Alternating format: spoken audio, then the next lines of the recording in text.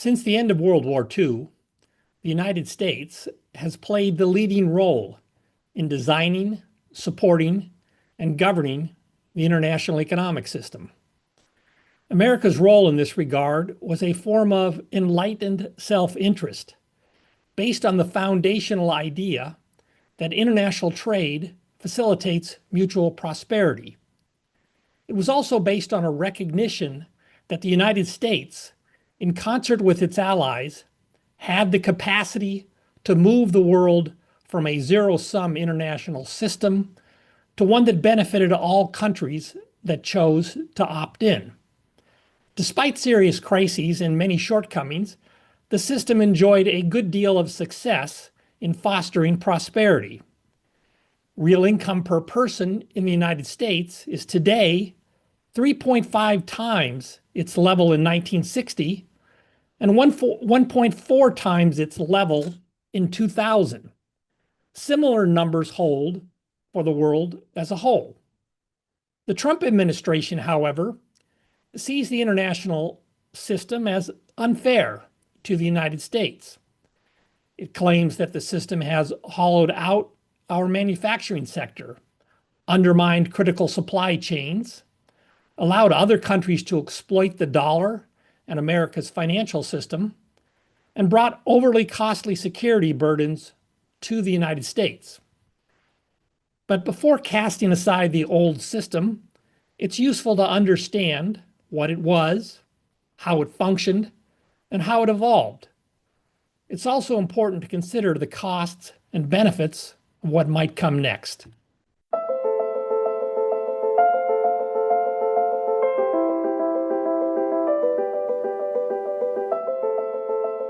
Welcome to Economics Applied, sponsored by the Hoover Institution. I'm Stephen Davis. My guest is Maury Obstfeld. He's a senior fellow at the Peterson Institute for International Economics, emeritus professor of economics at UC Berkeley, former chief economist at the International Monetary Fund, and one of the world's leading international economists. Welcome, Maury. It's great to have the opportunity to chat with you. It's great to be here, Steve. Thank you. So you recently gave a speech, a lecture at the Bank for International Settlements, which, among other things, is a gathering place for central bankers from around the world. And your speech is titled "The International Monetary and Financial System, a Fork in the Road." I've read the speech. I think it's a brilliant exposition, and so I wanted to talk to you about it today. Maybe we could start by, if you could just define for us what you mean by an international monetary and financial system. Well, countries engage in international trade. They engage in international financial transactions. They typically have their own currencies. And so since trade and finance are mediated by currencies and credit, those exchanges have to be organized through markets, through institutions that bring a sort of order to the system.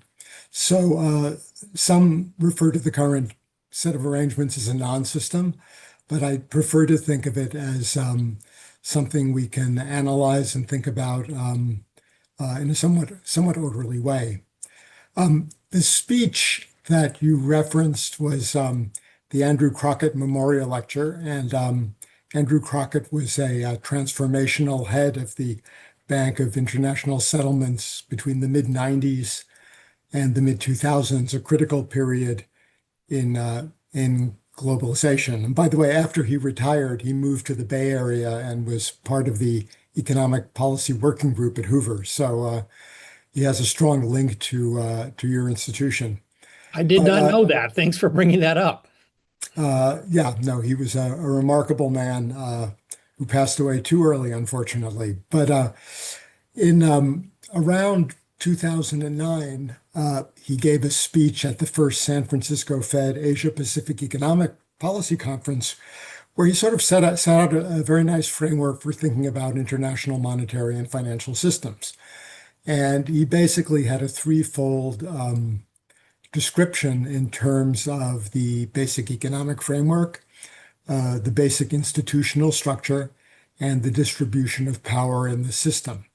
I think that's a very fruitful way to think about international monetary systems through history, going back to the gold standard and before, and coming up to today. So that was the framework that I set out to begin the lecture.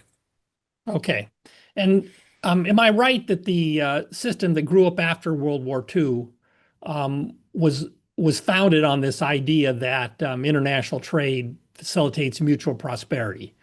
I think you agree with that statement, but is that right? And if so, how does it differ from what came before? Oh, Well, you're absolutely right, Steve. If you look at the Articles of Agreement of the International Monetary Fund, which was a pivotal institution set up after the war and that remains pivotal today. The goal of the fund, the overarching goal, is to promote international trade as a path to global prosperity.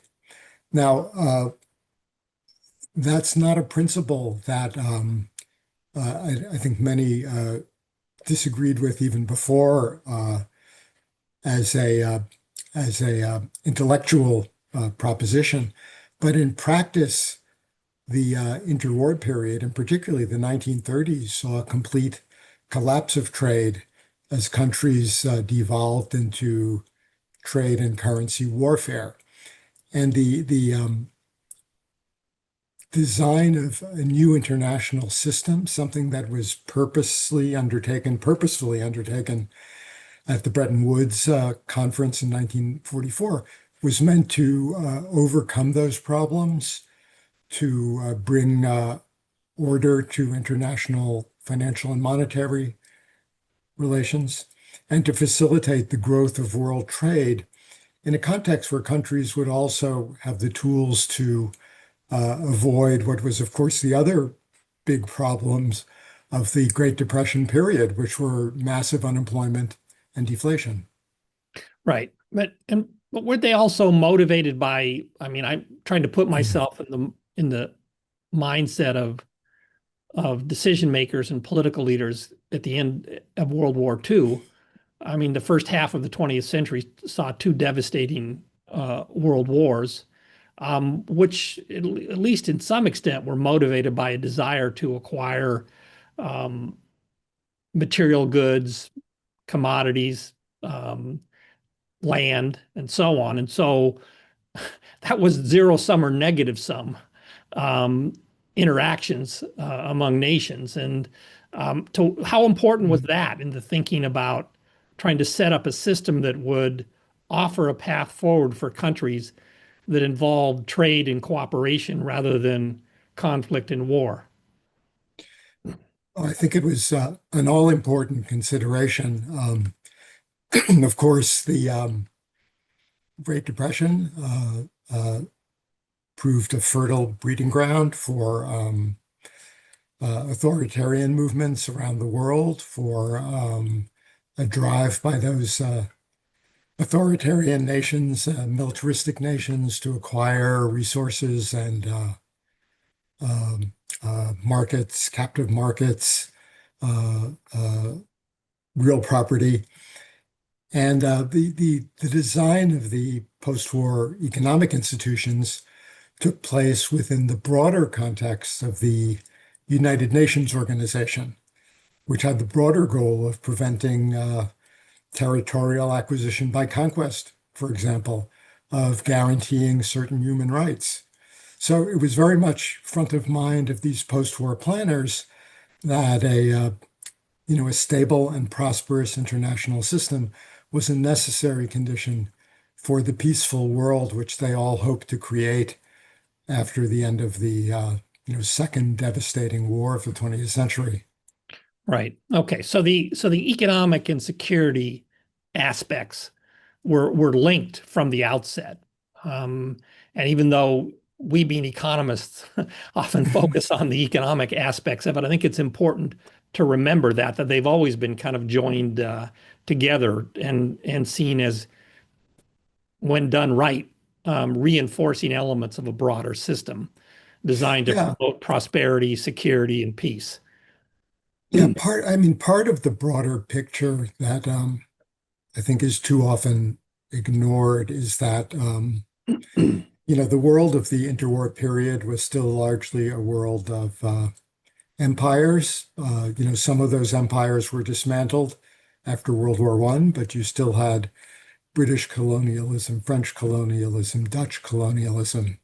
And uh, the United States certainly was in favor of seeing those empires uh, dismantled in certain ways. Colonialism was not popular in the United States. Of course, the British had a somewhat different view, but history was against them. So if you look at the two institutions set up at Bretton Woods, of course, there was the International Monetary Fund, but there was also the World Bank, which had as its remote both reconstruction after the war and development.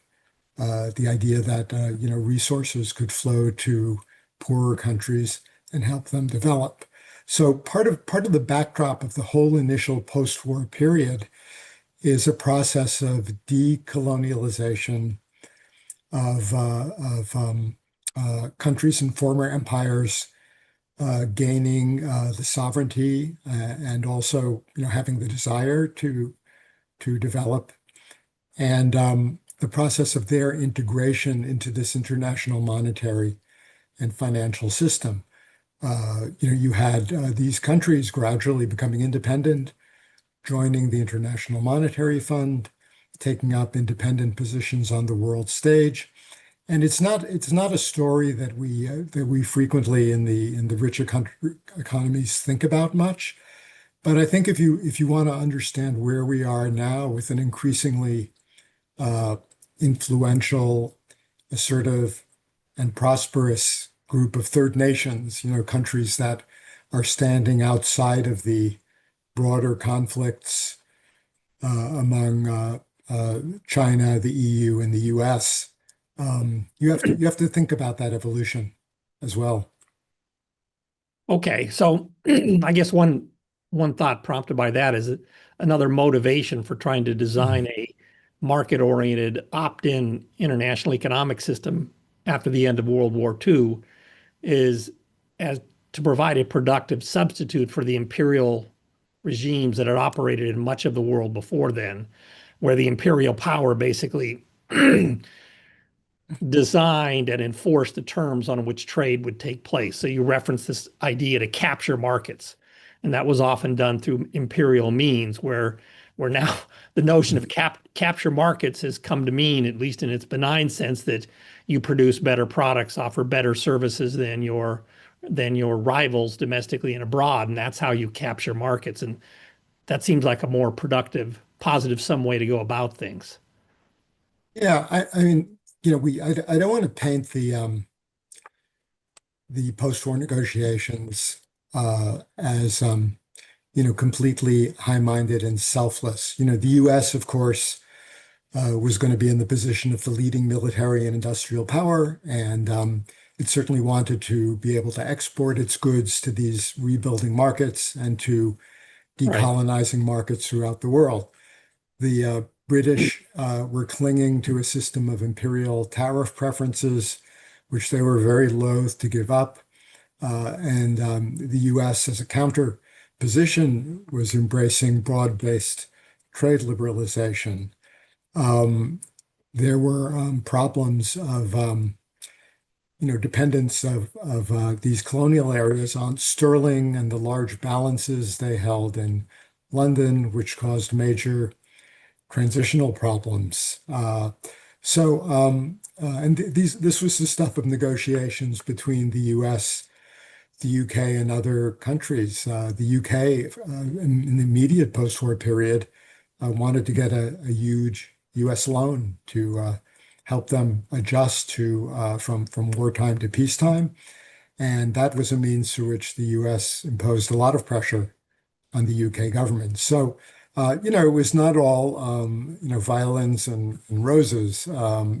This was hard-headed bargaining between great powers. But, at Yeah, the end of the day, I think the U.S. objectives were very much aligned with, what became a more multilateral and open international system. that's right. And part of this is what I had in mind by using the term enlightened self-interest on the part of the United Absolutely. States. Yeah. I mean, it was in the U.S. self-interest. It was partly a bet, though, because at least tell me if you disagree, the system that arose after World War II was a different system than the world had seen before, and in many respects, a more beneficial and benign one. I talked about the rise in real incomes in the United States and around most of the world in the decades after World War II, but it was also, at least perhaps until very recently, the last few years, a period in which deaths by interstate military conflict were on a declining trend.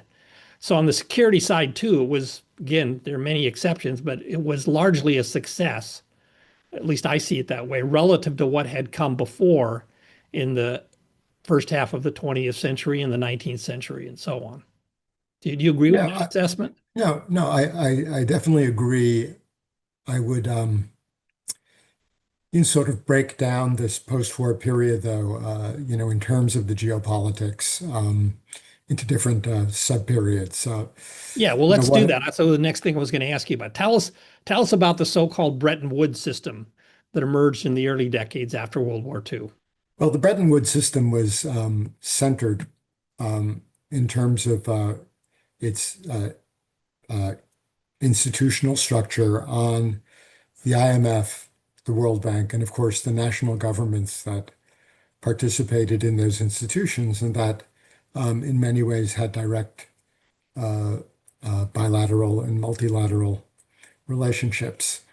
Um, the economic framework was one in which um, initially currencies were mostly inconvertible, which means you couldn't freely trade them in markets. They were very much under the control of government intervention, in which private financial markets were barely functioning, um, in which trade barriers remained.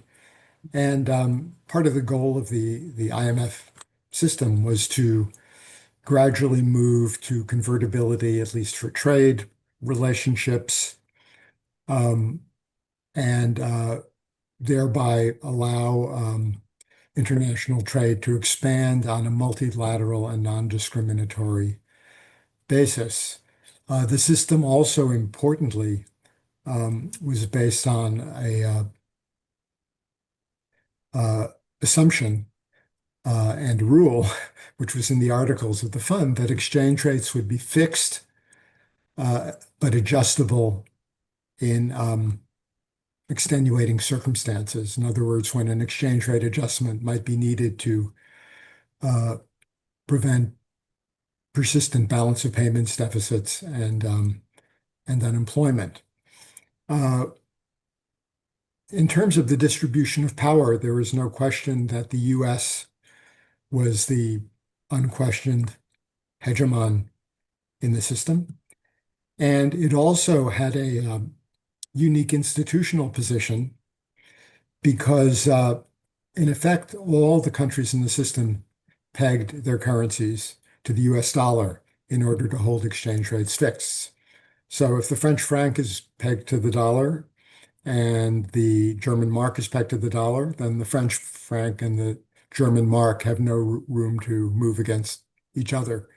Uh, the way this made the US dollar singular and made the United States singular is, if you think about it, this system with n currencies has n minus one exchange rates. So if you have everyone but the US pegging their currencies to the dollar, then you're fixing all the n exchange rates. So what does the US have to do? Well, uh, in principle, nothing. Uh, in practice, the US had a commitment, which actually arose from US legislation of the 1930s, to convert official foreign exchange reserves of dollars into gold at a price of $35 an ounce. So the US basically was making this commitment to underpin the system with a fixed price of gold for official transactions. In a sense, you could view this as a nominal anchor to the system. Now, this was a US obligation. In practice, as long as countries were willing to accumulate dollars and view the dollar as a safe asset, there was no need to worry very much about this commitment. And what it really translated into was more of a US implicit promise to manage its economy responsibly. But it did give the US a tremendous latitude in monetary policy that other countries didn't have. If you were a small European country, you would have a difficult time moving your interest rate very far from the US rate. Even though with limited capital movements, you had some room to do this, but still, implicitly, flows of capital could take place through various trade transactions, and you just had less room for maneuver. So at some level, you can think of the US as being in the position of determining the monetary stance for the world economy. And that's Right. somewhat inaccurate, but not far from the actual truth of the period.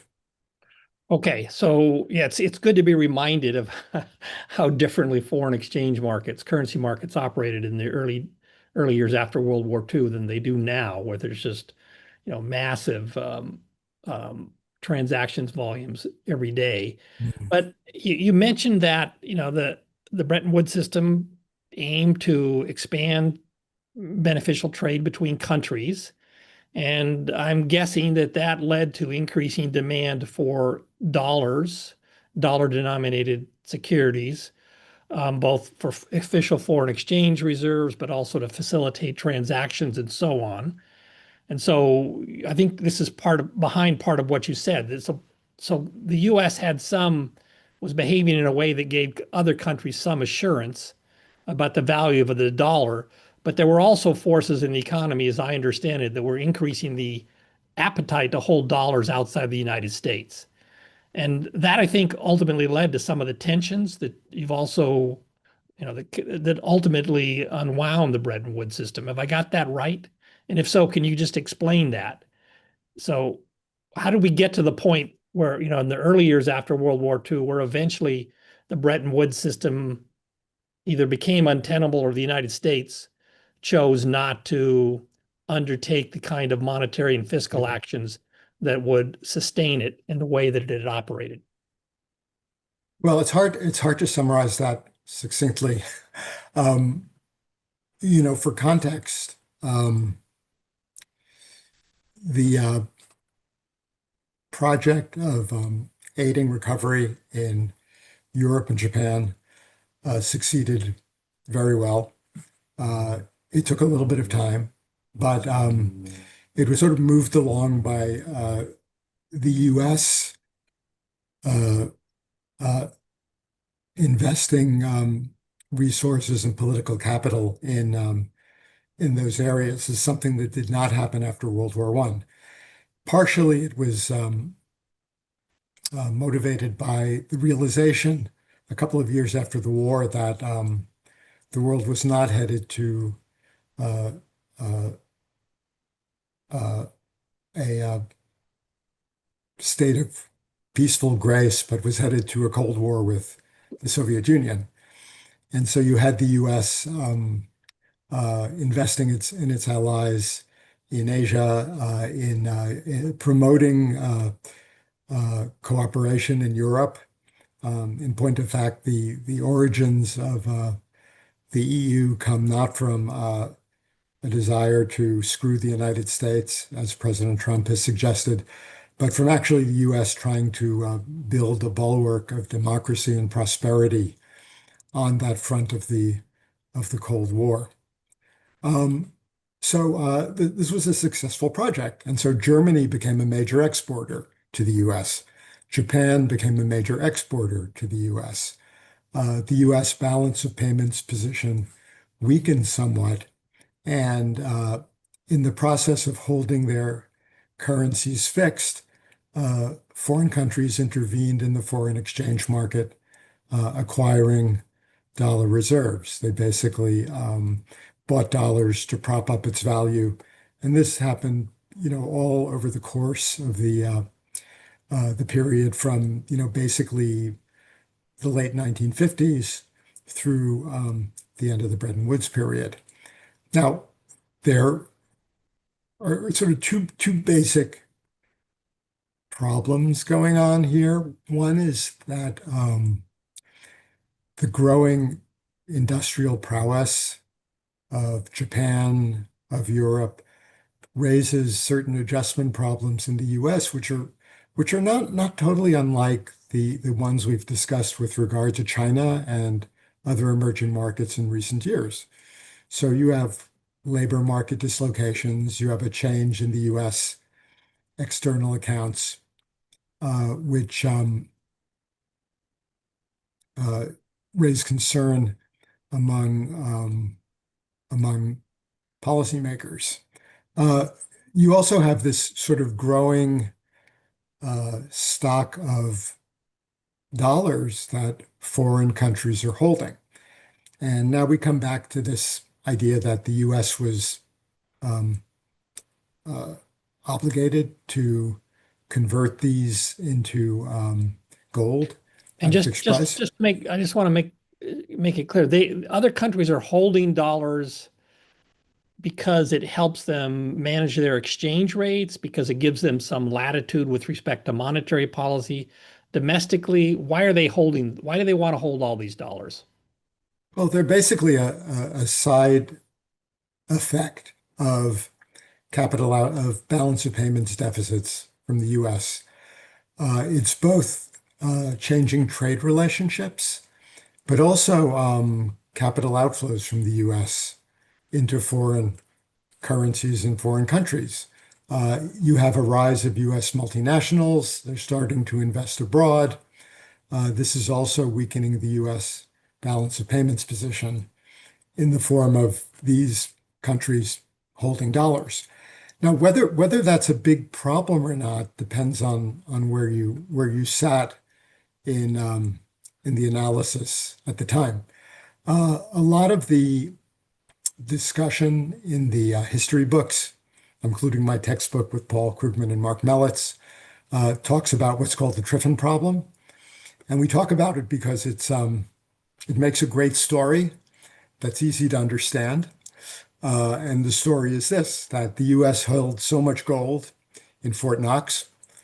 I don't know if you remember the James Bond book and film Goldfinger. Yes. Yeah, so the idea of this is that Goldfinger will detonate a nuclear bomb and make all the gold radioactive and bring down the international monetary system. But gold was very much on people's minds in the 1960s and when the book came out. And so there's so much gold. What happens when European currency reserves exceed that stock of gold at this price of $35 an ounce? And now if they were all to cash in their dollars, the US wouldn't be able to obey this commitment.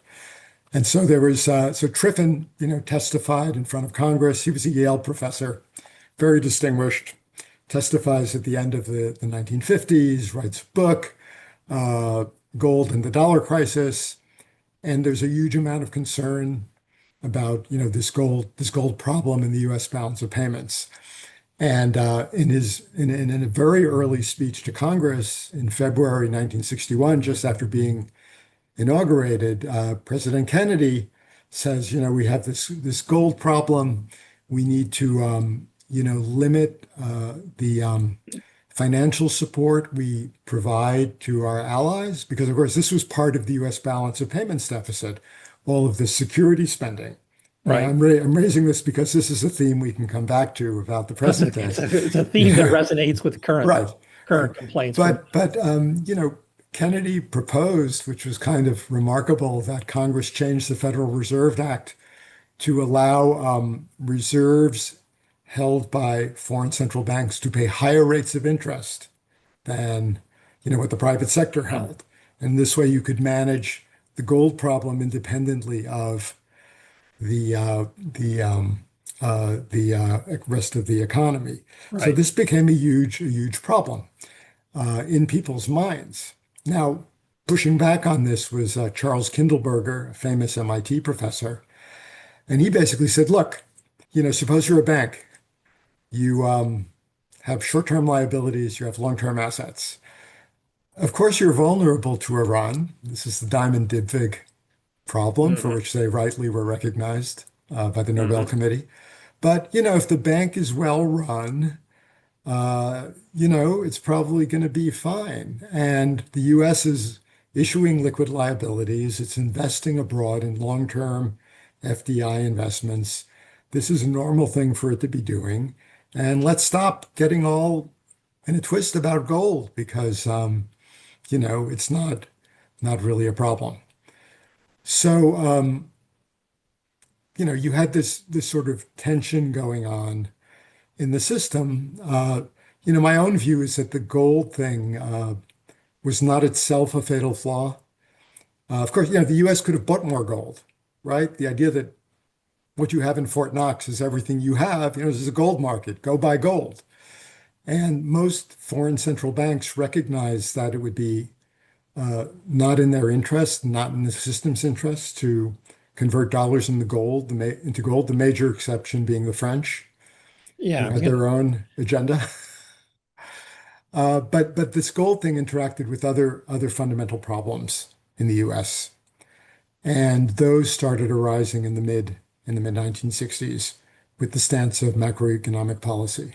Right. So one respect, I think, is an important respect in which the gold problem that the U.S. faced and the world faced in the 1960s that distinguishes it from the traditional bank run model of Diamond and Dybvig is there are big players on the other side. So you referenced the French, and even though I think there was probably a widespread understanding at the time that it wasn't in the system or the global interest to upset the dollar-based gold standard at that time, individual countries might have, large individual countries like France might have a different view.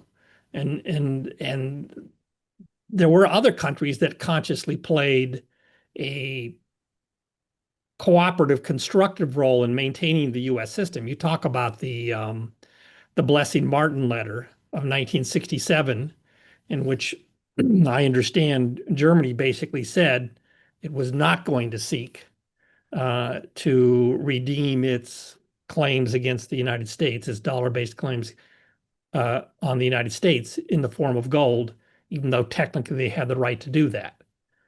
So there were big players, and in that sense, that might be operating for reasons other than just concern about bank runs. In that sense, it's a little different than the Diamond Dybvig model. Oh yeah, it's different, and there's also no lender of last resort in Yeah. gold, But big players can help you or hurt you, Yes. right? Yeah. Right. Depending on how they coordinate among themselves.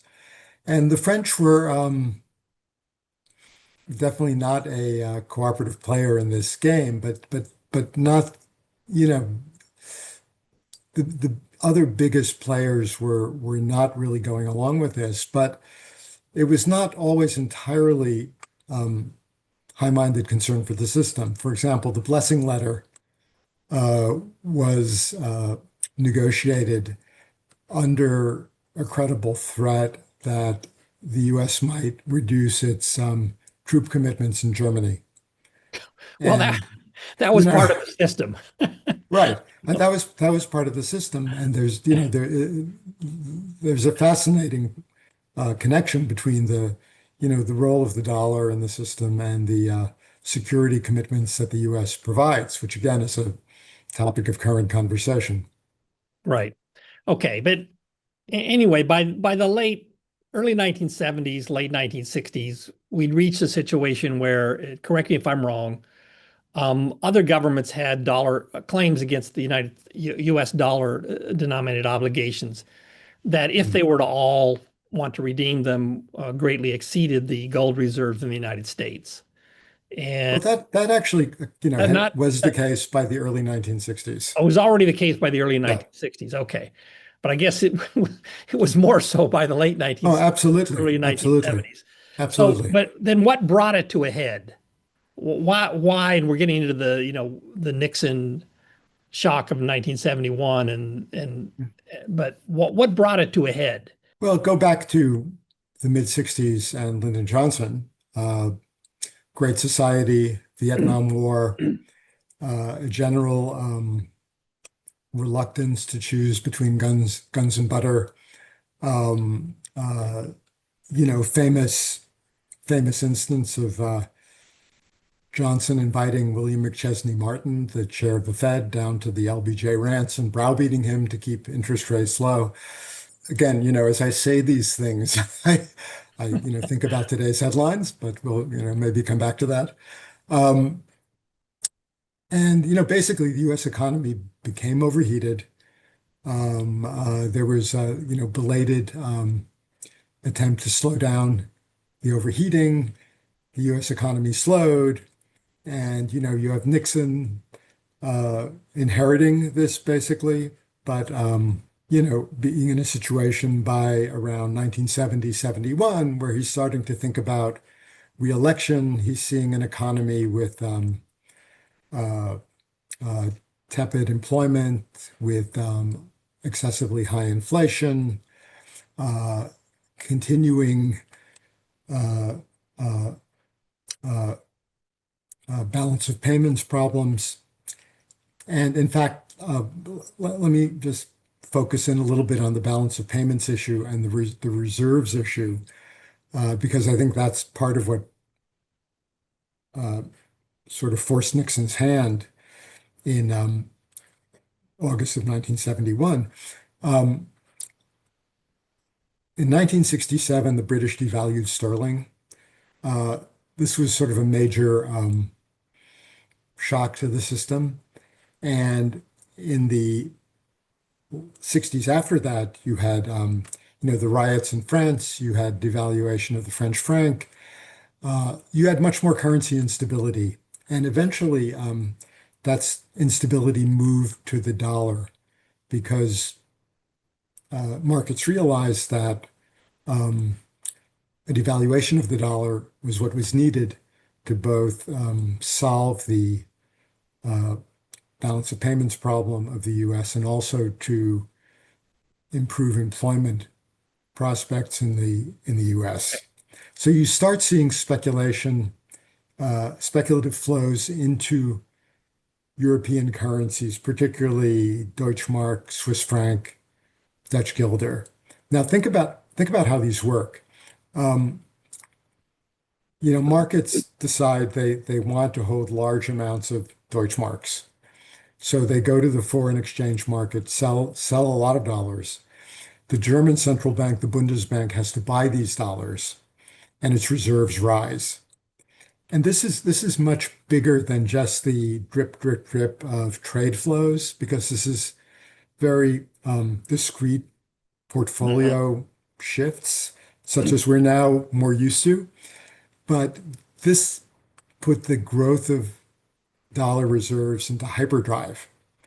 And again, this is an important point that the growth in foreign currency dollar reserves is not limited by U.S. trade balance deficit. It's all about capital flows, and those can cause those reserves to spike up. And that's exactly what they did. Mhm. That caused inflationary pressures abroad because of money supply increases. Again, this idea that these countries had really limited control over their monetary policies, and with all these dollars flowing into the market and them forcing to monetize them in the form of marks or guilders or Swiss francs, they were losing monetary control. So the tensions on the system grew enormously. So the Europeans were were extremely unhappy. Um, Nixon was unhappy because he had inflation in the US. And within the system, he didn't really have a way to devalue the dollar because remember, all these other currencies were doing the pegging. He could have changed the dollar's value in terms of gold, but then they could have also changed their currency's values in terms of gold. So ultimately, what he decided to do in August of 1971 was to uh, abrogate this commitment of the US to turn dollars into gold. Uh, so he closed the gold window. He imposed a broad wage and price freeze on the US, basically uh, a brute force way of stopping inflation, just telling people, well, you can't raise prices, so we have no Right. inflation. And he levied a 10% surcharge on all dutiable foreign imports and basically said to trade partners, uh, we're going to keep this in place until you agree to revalue your currencies against the dollar. So this set in train a series of negotiations Okay. that Just ultimately resulted in the revaluation he wanted. right. Just to make sure I've got it right. There was in principle another approach, which was just to reduce, which would have been to reduce the need to devalue the dollar, but that would have involved a more restrictive fiscal policy, higher taxes or lower spending, and a more restrictive monetary policy, and that was politically untenable, I guess, for Johnson and Nixon. So, Yeah, yeah. I mean, it was yeah for Nixon, it was totally untenable to basically restrict uh, macro policy sufficiently to bring down the U.S. price level. right, And in fairness to Nixon, that is precisely what the Bretton Woods system was set up to avoid. That's why it had this devaluation clause in the Articles of Agreement of the fund. right, But the U.S. didn't have that. exactly. I understand. Okay, but I mentioned it because it was just kind of subtly woven into your comments, and I wanted to draw it out explicitly. But also, it's another thing about the past that resonates with the present day. The U.S. has, we're on what looks to be an unsustainable fiscal trajectory, and there's not much political will to resolve it, at least that I can see. And that's going to build up inflationary pressures over time, or pressures to take other steps like price controls and the wage and price controls in the Nixon era, or various forms of financial repression as alter as ways to try to deal with the strains presented by the fiscal path. So Yeah, it's not exactly the same as was back in the 60s and early 70s, but there are some similar themes at work there, as I yeah, understand. definitely. Policy is never easy, and there are always trade-offs. Um, while we're on the subject, though, just an interesting footnote. There wasn't a different approach suggested for policy in the early 1970s. In 1971, Robert Mundell, who was taught at Chicago, Waterloo, Columbia, wrote won the Nobel Prize in 1999, wrote a essay called "The Dollar and the Policy Mix, 1971," and his suggestion for U.S. policy was very tight monetary policy to offset the gold losses and a expansionary fiscal policy to offset the negative effects on employment. But a key point of his fiscal policy recommendation was that it wasn't entirely Keynesian type aggregate demand stimulus. It was actually supply side structural reforms that Mm, might increase efficiency, make right. the economy more competitive, and spur Yeah, growth. that's And so another one. that's actually the origin of supply side economics. This is the Right. first sort of, exposition of that idea. Yep. Okay. Thanks for that. That's a good point. So I want to bring us closer to the present day. So I'm going to summarize what I understand briefly, and if I get things wrong. So after the Nixon shock of 71, um, the U.S. moved to floating exchange rates in 73. Uh, Considerable liberalization of the capital accounts, I guess, in 74. And there was then an integration of dollar-based uh, onshore and offshore dollar markets for lending Mhm. and so on. So we moved up to something which in some respects looks closer to the present system. We had a big inflation that played out in the 70s that what was partly a consequence of these pent up economic and fiscal pressures we discussed earlier. 70s, very turbulent decade. Let's not spend too much time on it, but so we can get closer to the present. But then in the 1980s, in late 79, I guess Paul Volcker becomes Fed chair. There's a major reversal in US monetary policy. It's a very painful experience in the early 1980s in the United States, major two recessions, one quite deep.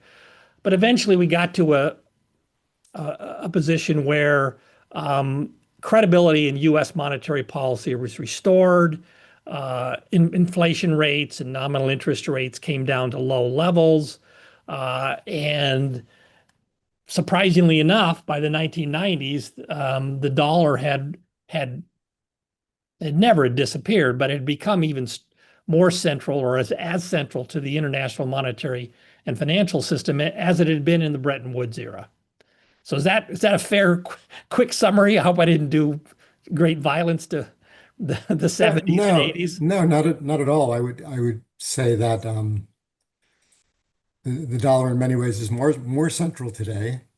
Okay. The 70s took a big chunk out of its uh, international role and in global confidence. In fact, it isn't really until the late 1980s that the US dollar starts recovering as its position in international reserves. If you look at the late 1980s, it's down in the Right. 40s.